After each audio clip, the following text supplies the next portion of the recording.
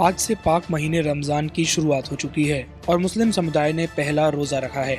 ऐसा कहा जाता है कि रोजा अल्लाह के द्वारा हर मुसलमान पर फर्ज है, इसीलिए हर मुसलमान को रोजा रखना चाहिए, सिर्फ अल्लाह के लिए, न कि किसी को दिखाने के लिए। कई मुस्लिम स्कॉलर्स का कहना है कि जो मुसलमान रोजा रखता है उसे नमाज में भी शामिल होना चाहिए। नमाज के दौरान अपनी नीयत को साफ रखना चाहिए। माना जाता है कि रोजा सिर्फ भूखे रहने का नाम नहीं है, रोजा नीयत को साफ रखने का, हाथों को जुल्म से रोकने का, अपनी आंखों को बुराइयों से रोकने का नाम है।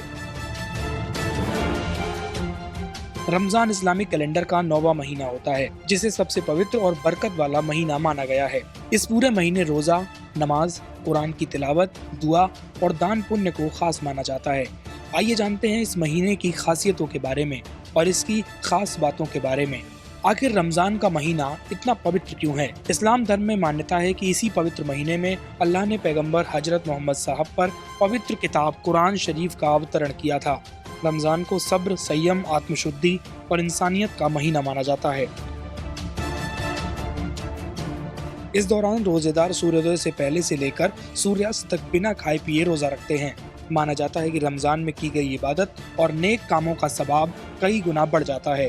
पंजाब के शाही इमाम के मुताबिक कई ऐसी स्थितियां होती हैं जो करने पर मुसलमान पर कभी भी मुकम्मल रोजा नहीं होता। उनके मुताबिक मुसलमानों को 30 रोजे रखने का हुक्म दिया गया है।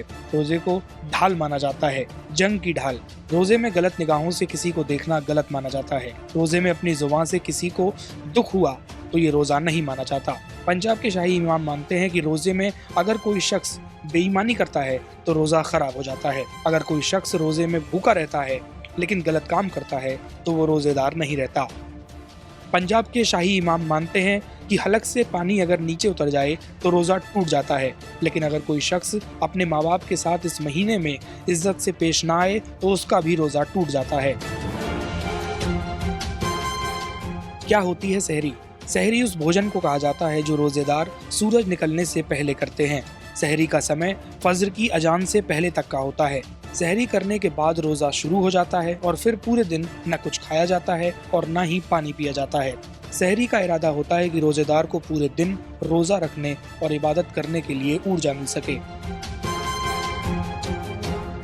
अब बात आती है इफ्तार की। ये आखिर इफ्तार क्या होती है? इफ्तार उस वक्त को कहा जाता है जब सूर्यास्त के बाद रोजा खोला जाता है। इफ्तार मगरिब की अजान के साथ किया जाता है।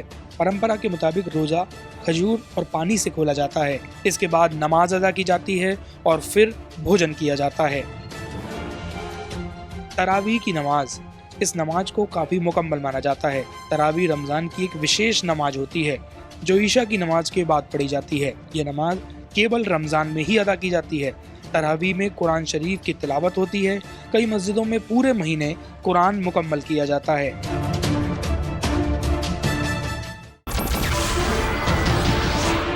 नमस्कार, मैं हूं मानक गुप्ता।